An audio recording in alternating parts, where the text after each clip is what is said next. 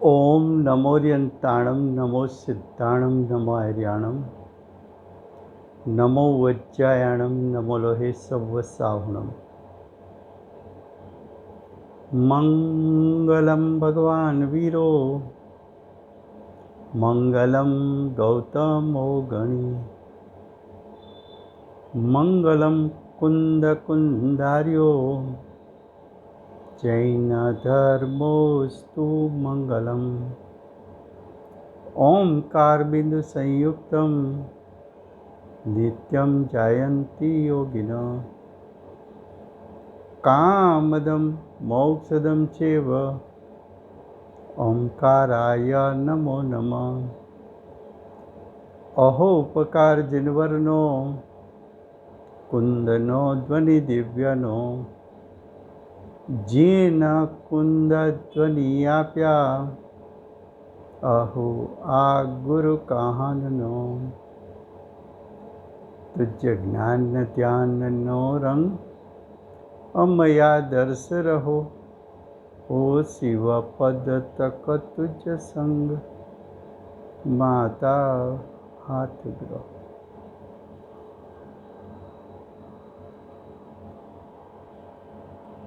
आत्मा की अनंत शक्ति, उसमें से 47 शक्ति का विषय चलता है। 47 शक्ति में परिणाम शक्ति,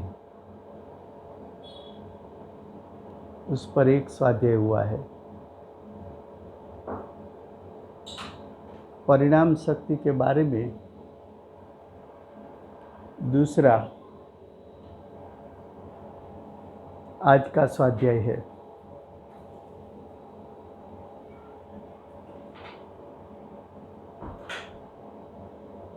परिणाम शक्ति के कारण द्रव्य में सदृशता और विसदृशता दिखने में आती है। सदृशता का अर्थ होता है एक रूपपना, विसदृशता का अर्थ होता है विद्वितपना।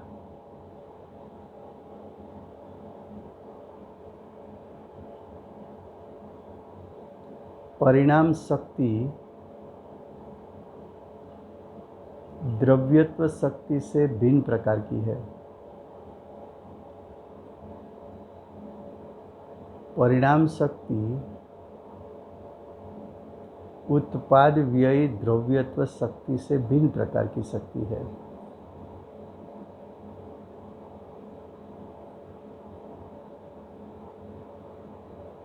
परिणाम शक्ति भाव शक्ति से भिन्न प्रकार की है। द्रव्यत्व शक्ति में, द्रव्यत्व गुण में शक्ति रूप सामर्थ्य की व्यक्तता बताना है।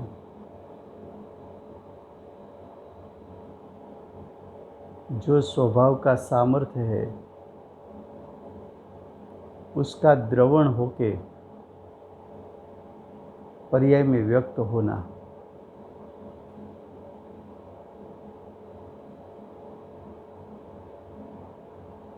उत्पाद व्यय द्रव्यत्व शक्ति में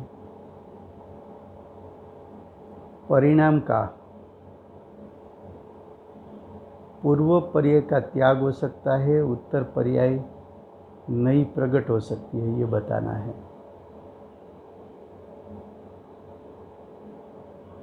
अगुरु लघुत्व शक्ति में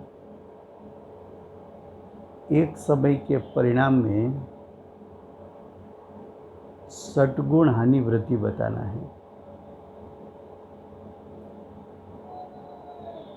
भाव शक्ति में परिणाम वर्तमान परिणाम बिना रहता नहीं, ऐसा बताना है।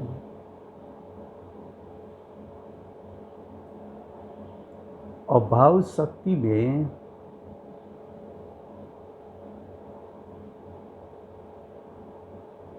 भूत भावी की पर्याय वर्तमान में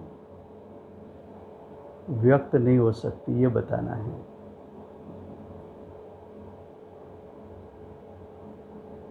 तो परिणाम शक्ति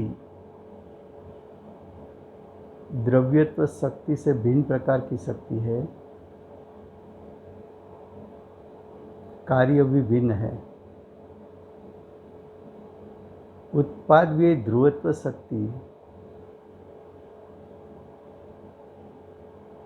उससे भी परिणाम शक्ति भिन्न है।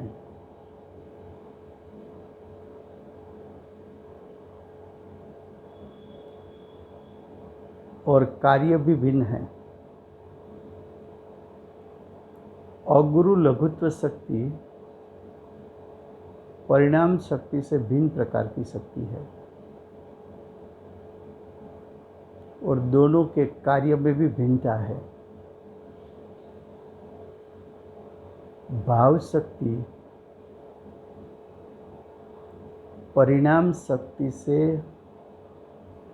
भिन्न प्रकार की शक्ति है।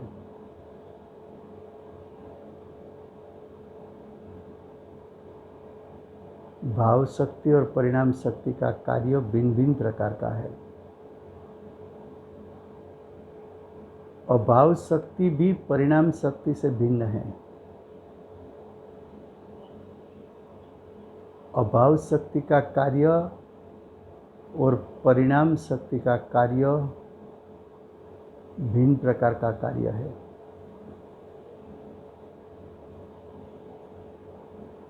यहाँ विषय है सिर्फ परिणाम शक्ति का। परिणाम शक्ति का स्वभाव क्या है? तो कि उसके कारण द्रव्य में तीनों काल सदृशता बनी रहे और सदृशता बनी रहे और तीनों काल प्रति समय विसदृशता भी बनी रहे। क्या कहा?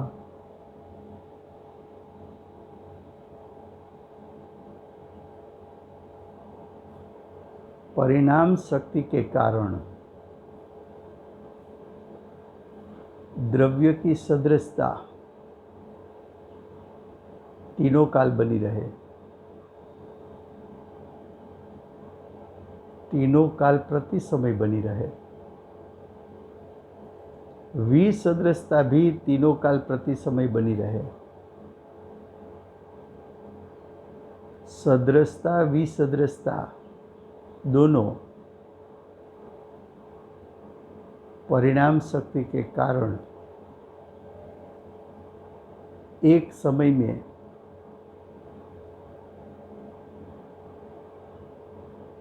एक साथ होती है। पहले सदृशता उसके बाद विसदृशता, ऐसा नहीं। पहले विसदृशता बाद में सदृशता, ऐसा भी नहीं।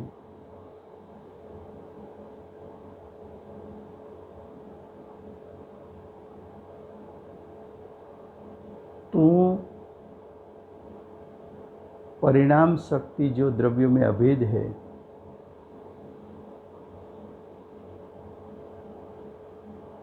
वो परिणाम शक्ति की अभेदता के कारण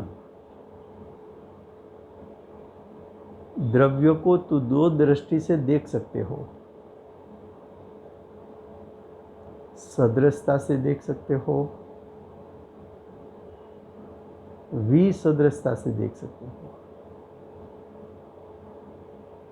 सदृशता का अर्थ क्या? तो कि द्रव्य परिणाम शक्ति के कारण तीनों काल अपना स्वरूप एक रूप रखे तीनों काल शक्ति रूप सामर्थ्य एक रूप रहे।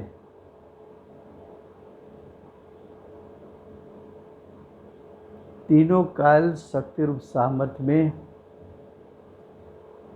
हानि वृद्धि दिखने में ना आए।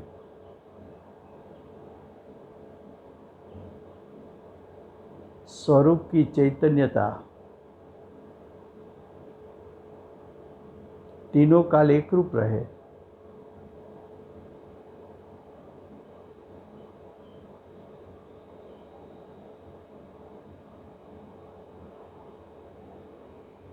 ये सदृशता त्रिकाल है।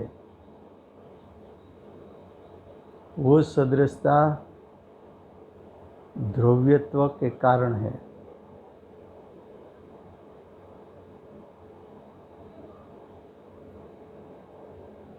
एक रूप एक रूप एक रूप अनादि से अनंत काल के परिणाम में द्रव्य उसमें से पसार हो जाए, प्रति समय द्रव्य अपना परिणाम पलटता रहे,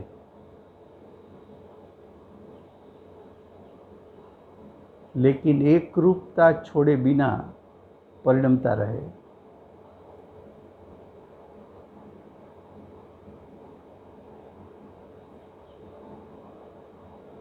स्वाभाविक एकरूपता छूटती नहीं है।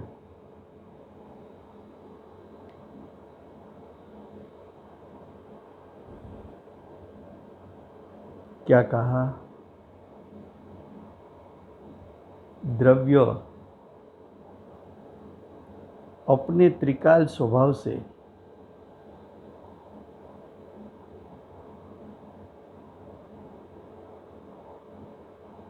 एक रूप बना रहे, उसकी एकरूपता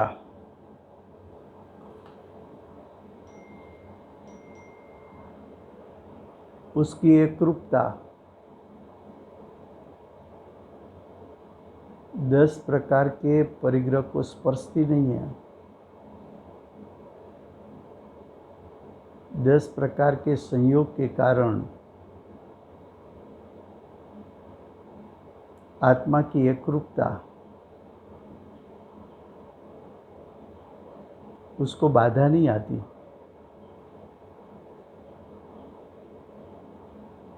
शरीर के साथ एक क्षेत्र अवगा संबंध 33 सागरूपम तक रहे,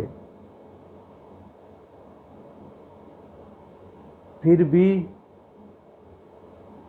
द्रव्य अपनी एकरूपता छोड़कर शरीर रूप न हो सके। 70 क्रोड़ी लंबा कर्म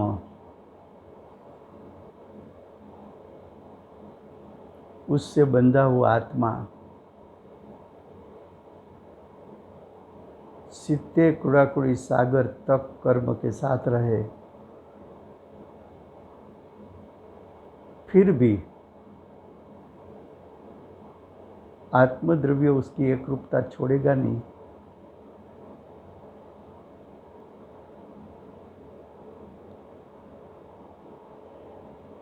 अनादि से वर्तमान काल तक अज्ञानी ने प्रति समय स्वसत्ता में विभाव उत्पन्न किया। वो विभाव आत्मा की त्रिकाल एक रूप शुद्धता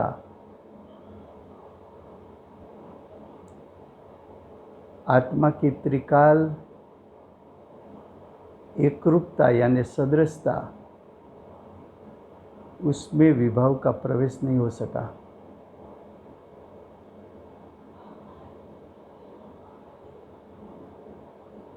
आत्मा की शुद्धता ने परिग्रह को स्पर्श नहीं किया, शरीर को स्पर्श नहीं किया, 8 प्रकार के कर्मों को स्पर्श नहीं किया, विभाव को स्पर्श नहीं किया,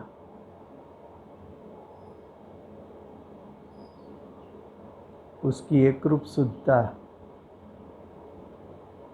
तीनों काल सलामत रही। वही द्रव्य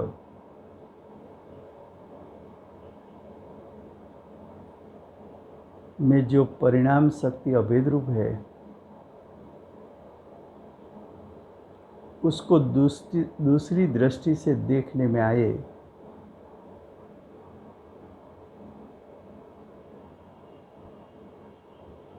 तो जो परिणमन शक्ति के कारण परिणमन उत्पन्न होता है,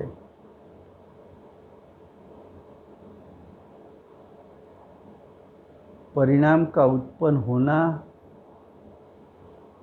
वो परिणाम का एक स्वरूप है, वो स्वरूप उत्पाद रूप है। वही परिणमन शक्ति का दूसरा स्वरूप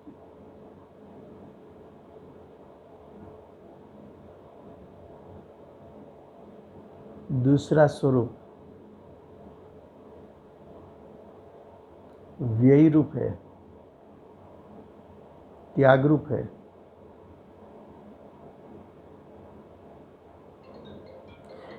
एक ही परिणाम का दो स्वरूप, एक ही परिणाम का दो स्वरूप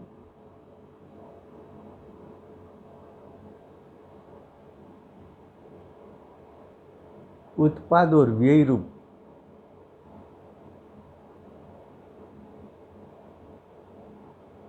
दोनों विरुद्ध स्वरूप, उसको विसदृशता कही, विद्वितता कही।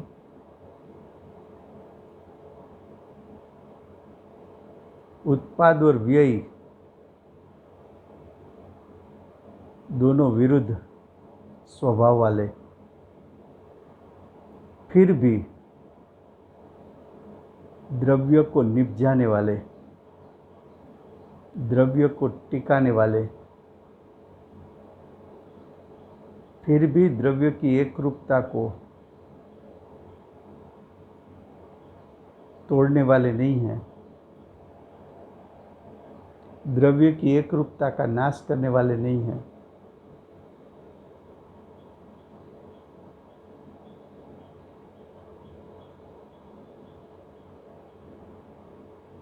परिणाम में विसदृशता होती है।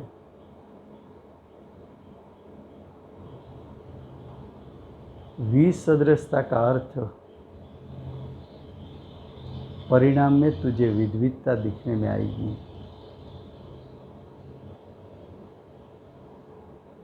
क्योंकि परिणाम करने की शक्ति रूप सामर्थ्य द्रव्य में अनंत है। जिसका सामर्थ्य अनंत हो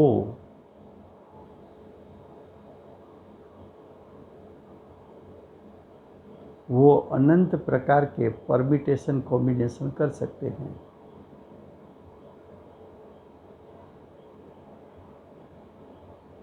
तो अनंत अनंत प्रकार की विद्वितता परिणाम में उत्पन्न हो सके, ऐसा शक्ति रूप सामर्थ्य भी परिणाम शक्ति के कारण आत्मा के द्रव्य स्वभाव में है।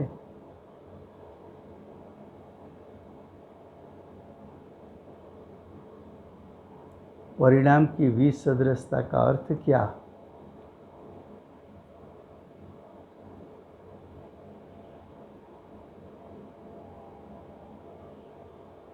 तो यहाँ तो परिणाम शक्ति जो शक्ति प्रकरण है, वहाँ गुरुदेव पूज्य कांजी स्वामी, जिसने आत्मा के अनुभव के आधार पर अमृत चंद्राचार्य देव का जो शक्ति प्रकरण है वो अमृत चंद्राचार्य देव के हृदय में जो शक्ति का स्वरूप है, वो अमृत चंद्राचार्य देव का हृदय वर्तमान काल में साक्षात उपकारी वाणी विभूषित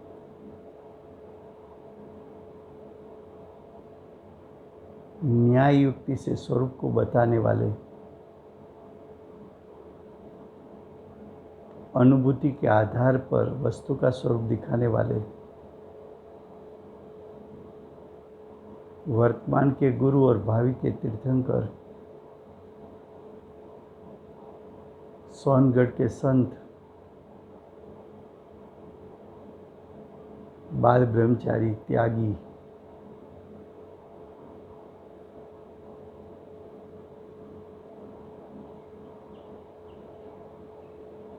ऐसे पूज्य गुरुदेव कांजी स्वामी ने इस शक्ति का स्वरूप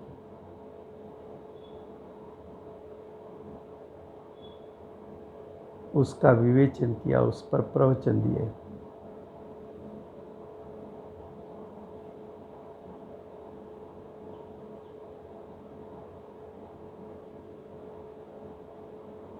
वो प्रवचन सुनने जैसे है, पढ़ने जैसे हैं। सोनगढ़ से इस 48 शक्ति प्रकरण के लिए स्पेशल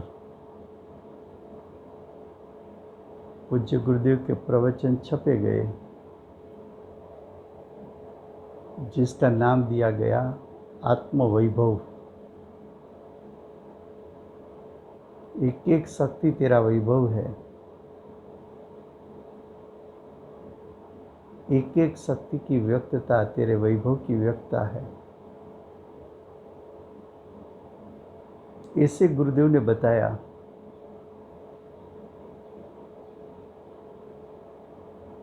कि शक्ति के माध्यम से शक्तिवान को ग्रहण जब करता हो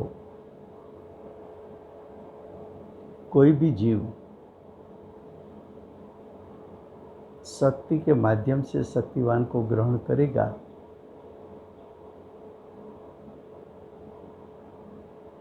तो उसके परिणाम में शुद्धता प्रकटेगी। और अमृत चंद्राचार्य देव का प्रयोजन भी वो है कि शक्ति के माध्यम से शक्तिवान को ग्रहण कर, इसलिए गुरुदेव ने 47 शक्ति के बारे में जो प्रवचन दिया, उसमें सर्वशक्ति का परिणाम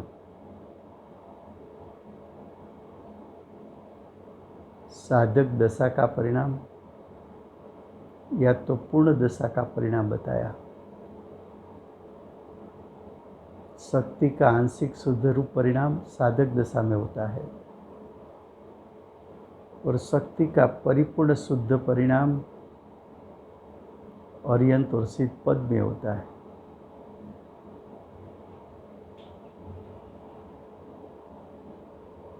ऐसी परिणाम शक्ति को लक्षण बना के जिसने विनायक को ग्रहण कर लिया और उसके परिणाम में अनंत शक्ति के साथ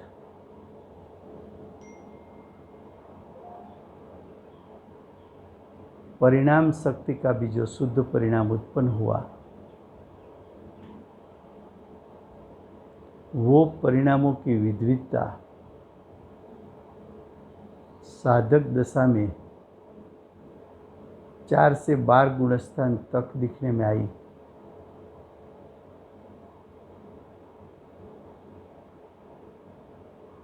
अर्यंत और सिद्ध पद में भी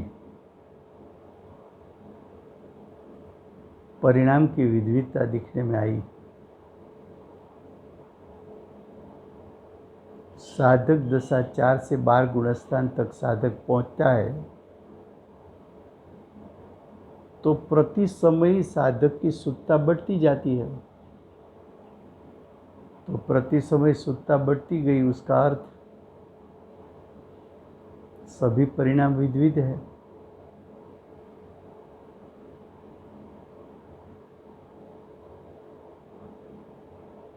केवल ज्ञान की प्राप्ति हुई, लेकिन केवल ज्ञान भी वर्तमान समय को वर्तमान रूप जानता है,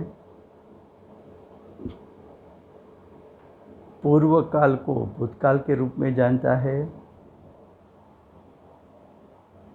आगामी काल को भविष्य काल के रूप में जानता है। लेकिन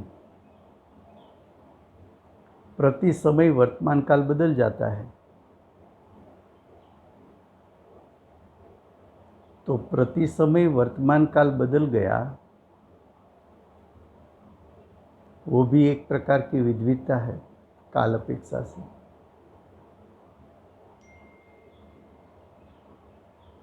और जो वर्तमान में पूरा विश्व जानने में आता है, तो ज्ञेयो भी अपना वर्तमान प्रति समय बदल देता है।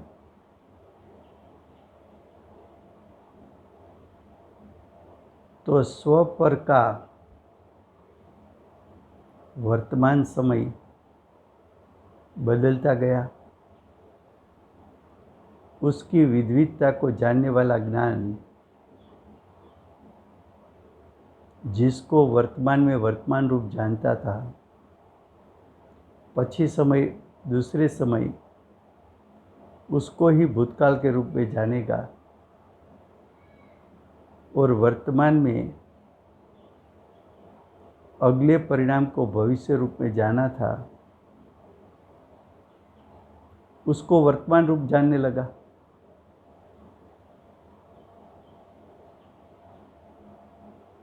तो विसदृशता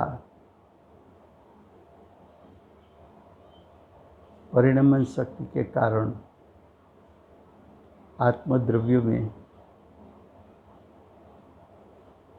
तीनों काल दिखने में आएगी।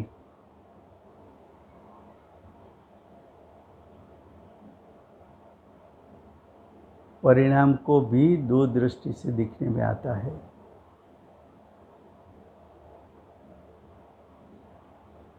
द्रव्य स्वभाव को जिस प्रकार तूने सदृश रूप जाना,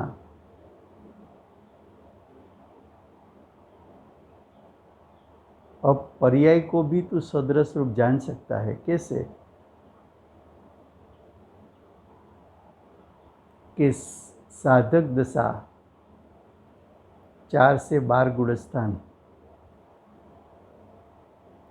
उसके एक एक परिणाम की शुद्धि की वृद्धि, वो तो उसकी विविधता है। लेकिन 4 से 12 गुणस्थान को सिर्फ वृद्धिगत साधक दशा के रूप में देख, तो परिणाम की एक रूपता देखी तूने। सब परिणाम वृद्धिगत, भेद नहीं पाड़ना कैसी कैसी वृद्धि है। सादी अनंत काल तक क्षायिकपना, एक एक परिणाम का भेद न कर, तो सादी अनंत काल तक क्षायिकपना रहा, वो परिणाम की सदृशता है।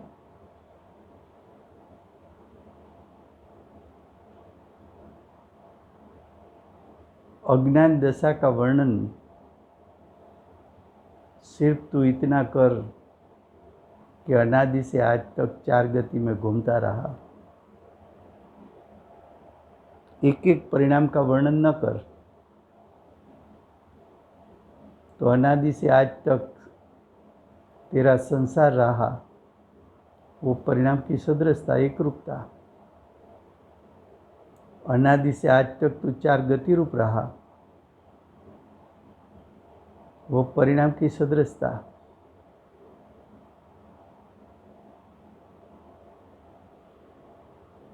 सदृशता द्रव्य स्वभाव में भी तू देख सकता है।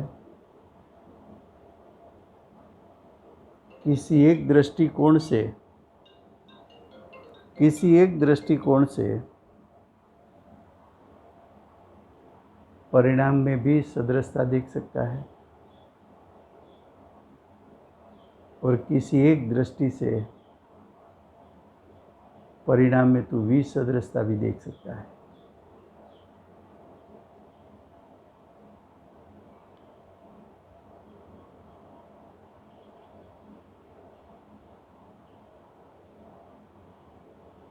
पर्याय में उत्पाद व्ययपणा देखना वो भी विसदृशता है।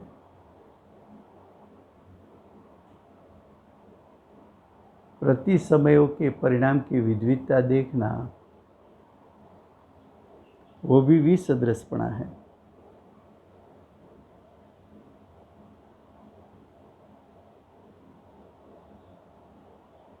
परिणाम शक्ति स्वाधीन शक्ति है। उसका परिणमन चाहे सदृश रूप हो या विसदृश रूप हो, वो उसका परिणमन स्वाधीन है।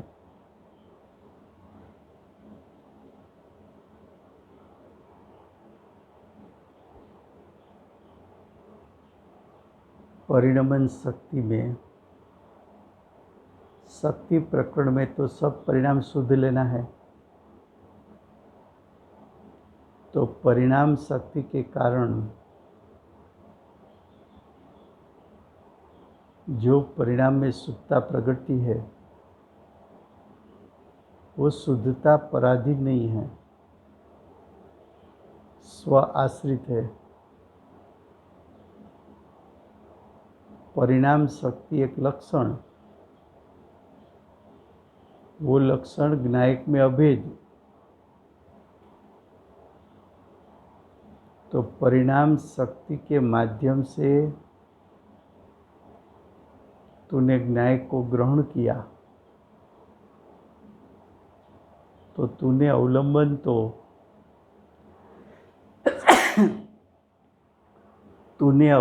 तो ज्ञायक का लिया।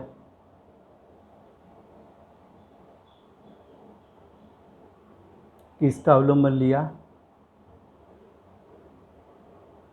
ज्ञायक का अवलंबन लिया।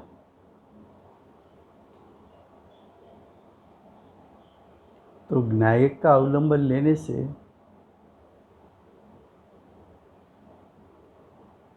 तेरी दशा में शुद्धता रूप परिणमन हुआ। परिणाम की जो विद्विधता है उसको गौण कर दे।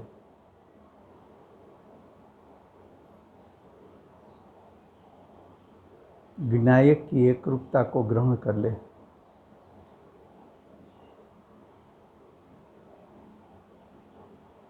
पर्याय क्षणिक है, पलटती है। उत्पाद व्यय को गौण कर दे।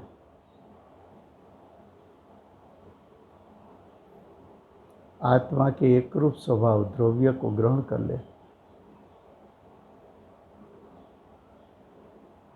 उत्पाद व्यय गौण होगा, ज्ञायक मुख्य होगा, तो तेरे परिणाम में प्रयोजनभूत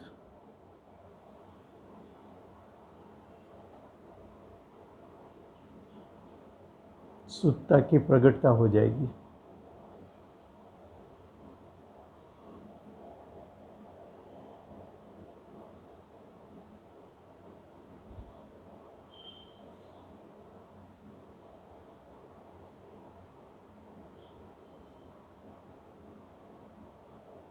देखो,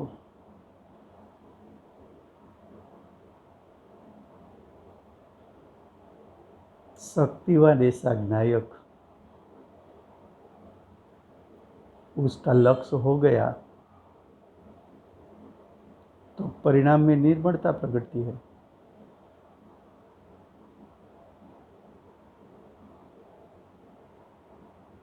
आत्मद्रव्यों और परिणाम शक्ति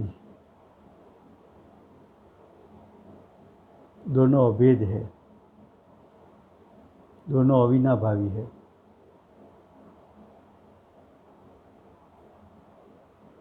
परिणाम शक्ति है वो गुण भेद है। पूरे समय सार में कुंकुंदाचार्य देव ने गुणों के भेदों को छुड़वाया, अभेद न्याय को ग्रहण कराया। वो कुंकुंदाचार्य देव का हृदय कायम रख के अमृतचंद्राचार्य देव ने आत्मा की अनंत शक्ति में से प्रयोजनभूत शक्ति बताई, लेकिन शक्ति बताने का प्रयोजन क्या था? तो कि कुंकुंदाचार्य देव का हृदय कायम रखना था।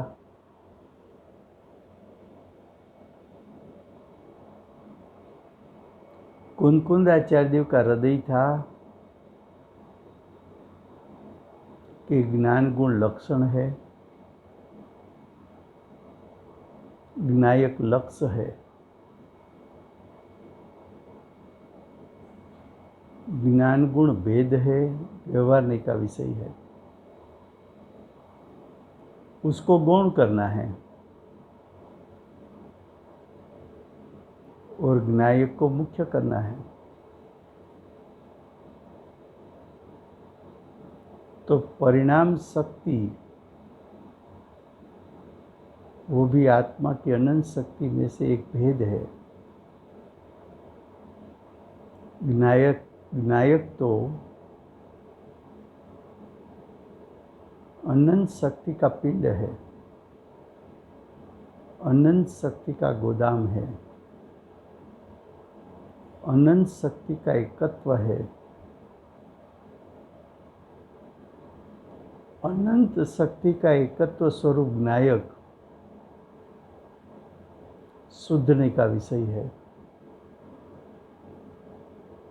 परिणाम शक्ति तो उसका एक भेद है,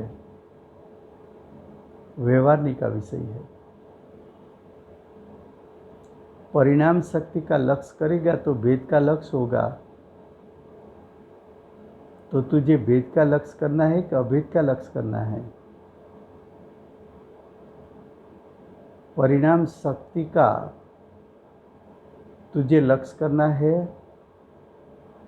कि शक्तिवान का लक्ष्य करना है?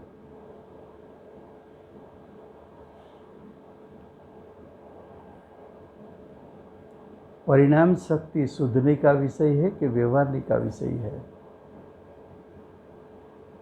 तो परिणाम शक्ति व्यवहारने का विषय है। व्यवहारने का विषय मुख्य है कि गौण है? परिणाम शक्ति व्यवहारने का विषय और व्यवहारने का विषय गौण है। तो परिणाम शक्ति को तू गौण करेगा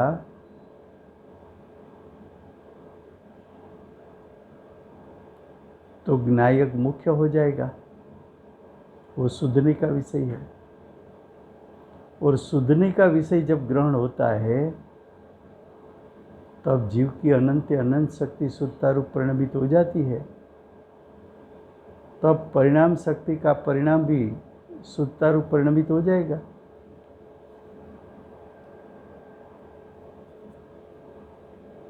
क्या कहा?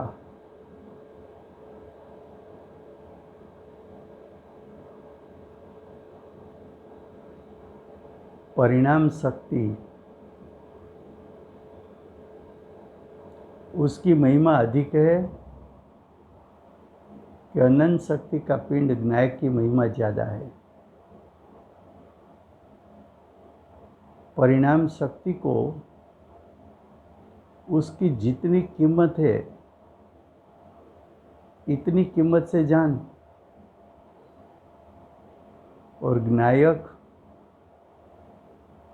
उससे अनंत गुणा महिमावंत है, तो ज्ञायक को उसके महिमा से जान। जब ज्ञायक की परिपूर्ण महिमा के साथ तू ज्ञायक को जानेगा तो परिणाम शक्ति गौण होकर, ज्ञायक मुख्य होकर, वर्तमान तेरी दृष्टि और ज्ञान उपयोग ज्ञायक को ग्रहण करके ज्ञायक की अनंत शक्ति को ज्ञायक सुत्ता रूप परिणमित कर देगा। तेरी दशा में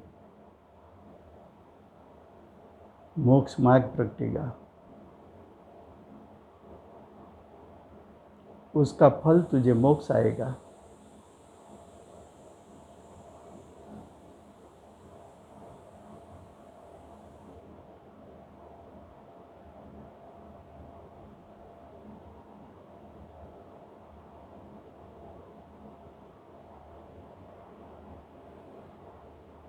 ऐसी परिणाम शक्ति गुरुदेव तुझे दिखाना चाहते हैं।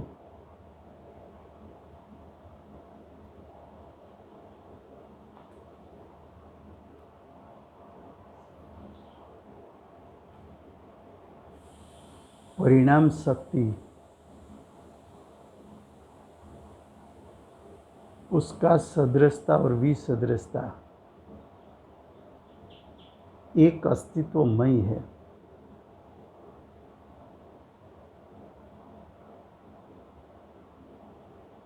सदृशता का सद्भिन्न, विसदृशता का सद्भिन्न ऐसा नहीं है। एक ही अस्तित्व को दो प्रकार से देखना है।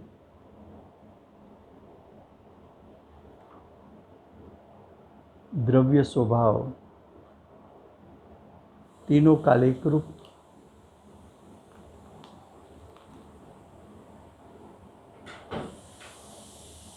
पर्याय स्वभाव प्रति समय विद्विधता सहित, लेकिन पर्याय की विद्विधता में स्वभाव की एकरूपता कायम रहती है। पर्याय की विद्विधता में ज्ञायक की एकरूपता कायम होती है। ऐसे ज्ञायक की एकरूपता को दृष्टि का विषय बनाकर हम सब सुत्ता रूप परिणमन करें, ये भावना समय हुआ है। जय जिनेन्द्र।